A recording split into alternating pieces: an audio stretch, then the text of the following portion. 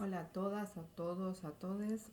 Soy Mercedes Paiva y hoy vengo a hablar con ustedes de la evaluación en educación alimentaria y la importancia que tienen estos procesos para poder evaluar los procesos de enseñanza y aprendizaje. Primero, les voy a proponer ver esta tira de Mafalda que dice: hola, ¿qué les pasa a todos? No entendemos por qué no aprobamos. Esto es algo que frecuentemente nos pasa siendo estudiantes, que no entendemos qué es lo que no hemos aprendido. Aquí vemos en las etapas de la programación el diagnóstico, la toma de decisiones, la ejecución y la evaluación puestas como etapas que vienen una después de la otra. La evaluación en nuestra programación puede y debe estar presente. La escribimos en el último orden, pero está presente en cada una de las etapas. Nosotros vemos aquí un docente que dice que para que la evaluación sea justa, todos deben hacer la misma prueba, y es subir al árbol. Imagínense al pobre pez o a la foca intentando subir a ese árbol. Entonces, ¿qué es una evaluación justa? Lo que vemos son las etapas de la programación y vemos que el diagnóstico también puede llamarse la evaluación inicial, y que en la toma de decisiones podemos evaluar cada etapa cuando la vamos generando el propósito, los objetivos, los contenidos, las estrategias. Mismo podemos hacer eso con la ejecución en cada paso de la ejecución, ir evaluando, y en la evaluación en sí misma. También existe la posibilidad de reconstruir la situación inicial del diagnóstico si eso no estuviera disponible. Entonces, esa podría ser otra forma de generar una forma de comparar la situación final con la inicial. Pero, ¿qué es evaluar? Evaluar consiste en emitir juicios de valor acerca de algo, objetos, conductas, planes. Estos juicios tienen una finalidad, porque no se evalúa por evaluar, sino que la evaluación tiene un fin en sí misma. Se evalúa para tomar decisiones con respecto a la marcha de un proceso. Entonces Alicia Camillioni nos pone de cara a que evaluar es emitir juicios de valor acerca de algo, y es para tomar decisiones acerca de un proceso. Van a ver ustedes que las distintas bibliografías nos ofrecen distintas definiciones de evaluación. La que nos contenta más es esta de Alicia Camillioni. Entonces, nuevamente, evaluar es emitir juicios de valor para tomar decisiones. Porque evaluar es valorar. Es valorar cada una de las etapas, es valorar el desarrollo, la utilización de los recursos, del tiempo, el ir alcanzando o no los objetivos. En un modelo lineal de evaluación se planifica, se ejecuta y luego se evalúa. Siempre pensándolo como una secuencia que no puede ser interrumpida ni hecha de otra manera.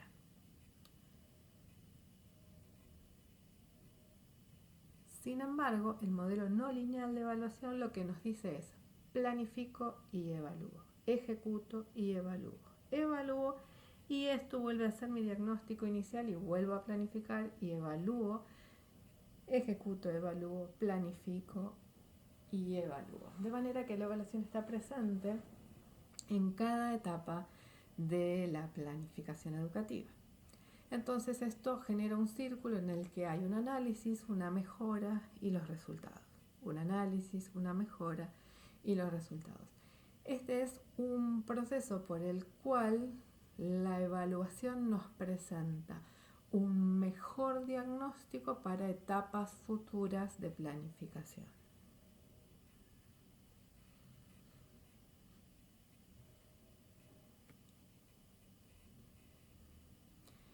Nos encontramos con que la evaluación en las diferentes instancias de la programación educativa nos genera distintos indicadores. Por un lado, en el diagnóstico y toma de decisiones tenemos la relevancia, que se refiere hacia el programa o las actividades son necesarias y si responden a las necesidades concretas y definidas. Es decir, si el proceso está adecuadamente diseñado para satisfacer las necesidades y demandas de la gente. Por otro lado, la ejecución se va a relacionar con el progreso, es decir, va a valorar si la ejecución está cumpliendo con lo planeado. Y por último, la evaluación con el rendimiento, es decir, los logros y efectos sobre los problemas que queríamos solucionar o disminuir y si hay cambios.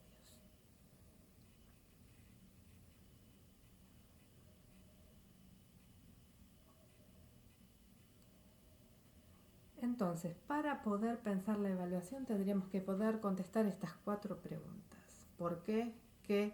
¿Quién? ¿Y cómo? ¿Por qué? Es para orientar, para descubrir factores, para seleccionar, para clasificar. ¿Qué? A los aprendices, a los enseñantes, a los objetivos, a las estrategias, qué cosas vamos a evaluar. ¿Quién? Y aquí nos vamos a detener en que puede hacerse una autoevaluación, es decir, que cada uno de los estudiantes evalúen su propio progreso. Una evaluación de pares, es decir, que entre estudiantes puedan pensarse en el sentido del avance del proyecto. Puede ser también por un subordinado, pensemos en estructuras jerárquicas, en donde pueda ser que se esté evaluando la actividad y el desempeño de un jefe, o que el jefe esté evaluando el desempeño del aprendizaje de diferentes posiciones o grupos. Y también en este quién puede ser una evaluación interna o una evaluación externa, es decir, que la propia gente que está participando del proceso o el equipo técnico evalúe el proceso, o que sea una autoridad externa o también una evaluación mixta en donde entre el equipo propio y algunos externos, los que conocen más el proceso y los que no lo conocen, se disponen a evaluar y a ver cuál ha sido el avance. Finalmente, la pregunta cómo es a través de la observación, la entrevista, el examen u otros dispositivos que nos permitan evaluar la estrategia y el instrumento.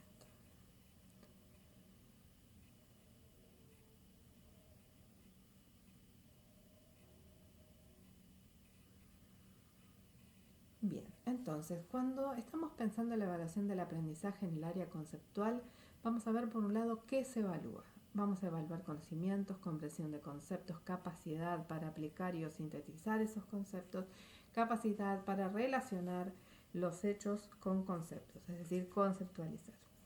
Y entonces vamos a tener unas ciertas estrategias para la cual vamos a tener que tener instrumentos. Entonces, para la aplicación de un cuestionario, el instrumento va a ser el cuestionario, el acróstico. Para una prueba de selección múltiple, vamos a tener que diseñar ese instrumento, etcétera, etcétera. Entonces vamos a generar un indicador que sea cantidad de respuestas correctas sobre total de respuestas, por ejemplo. Entonces estos indicadores lo que van a tener va a ser, por un lado, un nombre, es decir, por ejemplo, cantidad de respuestas correctas o cantidad de ejercitaciones correctas, una composición, ¿sí? Entonces ahí va a ser más la fórmula matemática, número de respuestas correctas sobre total de respuestas, y se va a generar también un criterio, y este criterio podrá ser, por ejemplo, el 60% de las respuestas correctas. O también puede diseñarse este criterio con una cierta escala, en donde digamos más del 60% lo vamos a considerar adecuado, entre 59 y 40 lo vamos a considerar regular, y menos de 39 lo vamos a considerar malo o inaceptable.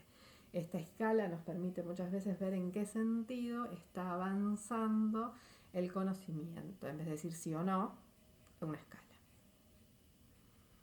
Por otro lado, en la evaluación del aprendizaje del área procedimental, vamos a evaluar el manejo de métodos, de técnicas, de procedimientos, la capacidad de pensar y resolver problemas, la capacidad de analizar y sintetizar, el desarrollo de habilidades mentales y físicas, la aplicación de métodos, técnicas y de estudio y de trabajo. Las estrategias que vamos a tomar en este caso pueden tener otros formatos como las dramatizaciones, las técnicas de intercambio de opiniones, distintas herramientas para las que vamos a tener que diseñar instrumentos que nos permitan dejar por escrito esto que estamos viendo en el proceso. Entonces, los instrumentos para este tipo de estrategias suelen ser más del estilo de escalas, checklist y otro tipo de formas de asentar el procedimiento que están previamente pensadas y que lo que permiten es que durante la observación de estas técnicas, dramatizaciones, juegos, se pueda ir testando qué cosas o qué actitudes o qué prácticas se están efectuando y en qué orden, y poder luego construir estos indicadores que pueden ser calidad de resolución de los problemas, de realización de las técnicas, planificaciones, estrategias, planes de acción, pasos que se cumplen para la realización de un proceso.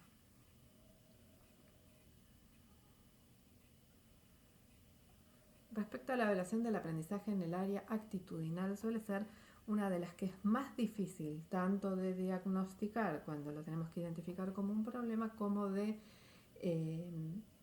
llevar a cabo estos procesos y mucho más la evaluación. Entonces, ¿qué vamos a evaluar? El desarrollo de valores personales y sociales como la cooperación, la responsabilidad, la tolerancia, el respeto, la autonomía personal y la confianza en sí mismo, habilidades de comunicación o para compartir conocimientos, interés y motivación para superarse a sí mismo. Entonces, estas estrategias van a llevar a que sean claramente más complejos y que los instrumentos también tengan que ser más complejos. Algunas de estas actividades proyectivas pueden ser los juegos, las dramatizaciones, roleplay, narraciones o la observación de tomas de conciencia de organización, búsqueda espontánea de información, jerarquización, valorización de hechos y conductas, adopción de hábitos, cooperación interpersonal, propuestas espontáneas. Y nuevamente vamos a tener que generar estos dispositivos que permitan que durante la observación, la realización de estas estrategias, se puede ir testeando la participación, las formas en las que esto se desarrolla y en qué medida y en qué cantidad. Y los indicadores pueden ser la formación de grupos de trabajo, la mejora de las relaciones, los cambios de hábitos y actitudes, la optimización de recursos, relaciones de trabajo, resultados, etc. Como esto es bastante más complejo, los indicadores suelen ser más complejos, pero uno tiene que lograr armarlos con un nombre, armarlos con un formato y generar un criterio o una escala para poder finalmente evaluar y decir si este objetivo se cumplió o no se cumplió y en qué medida.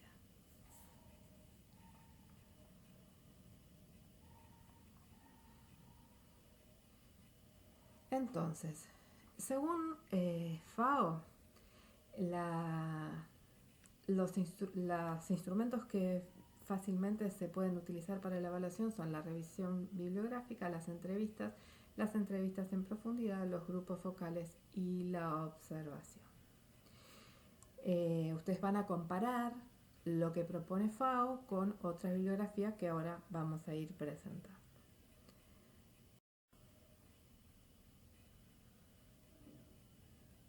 Por ejemplo, vemos en MOS que existe la observación, las entrevistas, las encuestas o cuestionarios, el recordatorio de 24 horas y las frecuencias de consumo. Tengamos en cuenta siempre cuál es la información que vamos a estar relevando y cuál es el costo relativo que esto tiene. Si el recordatorio de 24 horas es difícil de procesar o la frecuencia de consumo, veamos si es realmente esa información necesaria.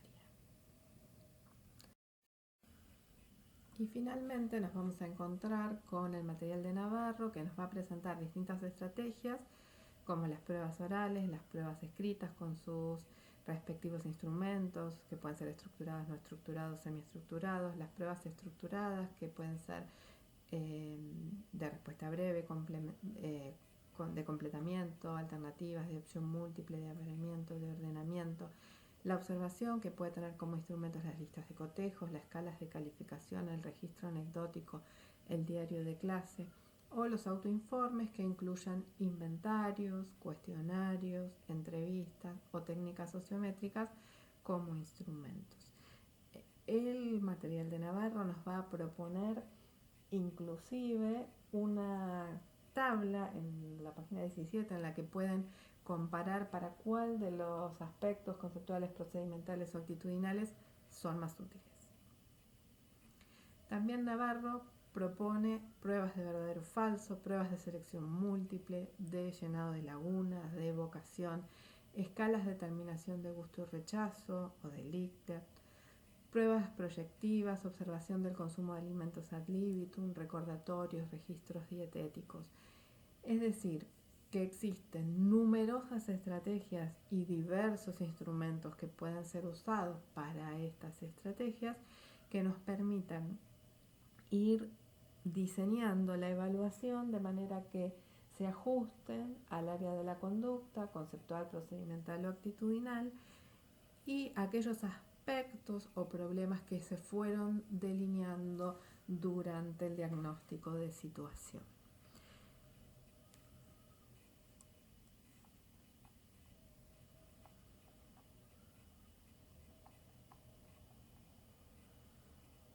Vamos a mirar cómo son los indicadores. Tienen que tener un nombre, una forma de construcción y un criterio. Para la cantidad de respuestas o ejercitaciones correctas, entonces la construcción sería el número de respuestas correctas sobre el número de respuestas totales, y el criterio podría ser, por ejemplo, el 60%. Para la planificación de estrategias y planes de acción, que sería el nombre, la construcción sería la cantidad de estrategias diseñadas sobre la cantidad de grupos de trabajo por 100, y por ejemplo el criterio sería el 80%. Respecto a cambio de hábitos y actitudes, podría ser que la construcción fuera hábitos incorporados sobre personas participantes por 100, y ahí el criterio podría ser o 3 hábitos por persona, que el 60% de las personas hayan incorporado un hábito, 2 hábitos, 3 hábitos, digamos lo que ustedes se hayan propuesto en los objetivos. Entonces vemos que hay varios tipos de clasificación de la evaluación. Tenemos la evaluación diagnóstica, la evaluación formativa y la evaluación sumativa, que en este caso sería la inicial, la de proceso y la final o la de impacto, que es una de las clasificaciones posibles, pero nosotros les vamos a presentar otras, como por ejemplo la evaluación respecto del tiempo, que es la de mediano, corto y largo plazo, que es la que a nosotros nos resulta más útil y que se hace en relación a distintas partes de la planificación, y que ahora vamos a ver cómo se interrelacionan entre las distintas clasificaciones. Entonces, la evaluación de corto plazo va a relacionarse con los objetivos específicos y vamos a llamarla también evaluación de proceso. La evaluación de mediano plazo se va a relacionar con el objetivo general y vamos a llamar también sumativa, y la de largo plazo se va a relacionar con el propósito y la vamos a llamar también evaluación de impacto. Entonces ahora la vemos a Mafalda y viene Felipe y le pregunta: ¿y qué les pasa a todos? Y lo que les pasa es que dentro de una semana empiezan los exámenes. Aunque para ustedes todavía queda tiempo, porque los exámenes van a ser después de las vacaciones de julio. Así que les proponemos que vayan pensando en cómo hacer para aprobar los exámenes, porque este proceso evaluativo va a incluir la bibliografía, va a incluir los teóricos, el trabajo en los TP, y dentro de la bibliografía obligatoria de esta clase vamos a tener la guía metodológica de comunicación social de FAO, la guía para el diseño, utilización y evaluación de materiales educativos de salud de OPS, la evaluación, conceptualización, definición e importancia de OPS, y de Navarro y Cristaldo hacia una didáctica de la nutrición, el capítulo 3. Les recomendamos fuertemente que pregunten a sus docentes de trabajos prácticos si tienen alguna duda, porque el TP va a incluir la comparación entre estos textos y las diferentes formas de pensar la evaluación. Chao.